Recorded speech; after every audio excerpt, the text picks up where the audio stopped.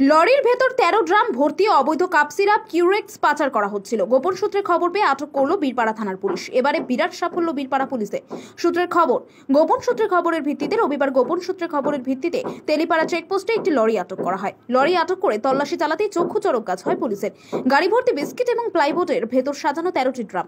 পরবর্তীতে ড্রামগুলি কাটতেই বেরিয়ে আসে প্রচুর পরিমাণে অবৈধ কিউরেক্স সিরাপ। ঘটনাস্থলে উপস্থিত ছিলেন বীরপাড়ার সার্কেল ডিভিশনের ইন্সপেক্টর। বীরপাড়া থানার বিশাল পুলিশ বাহিনী। পুলিশ সূত্রে খবর, অবৈধ কিউরেক্স কাপ সিরাপগুলি পাচার করা হচ্ছিল। ঘটনায় গাড়িতে থাকা চালক সহ মোট 4 জনকে আটক করা হয়েছে। সিরাপগুলির মূল্য কত হবে তা এখনো স্পষ্ট নয়। তাদের ঘটনার তদন্ত শুরু করেছে পুলিশ।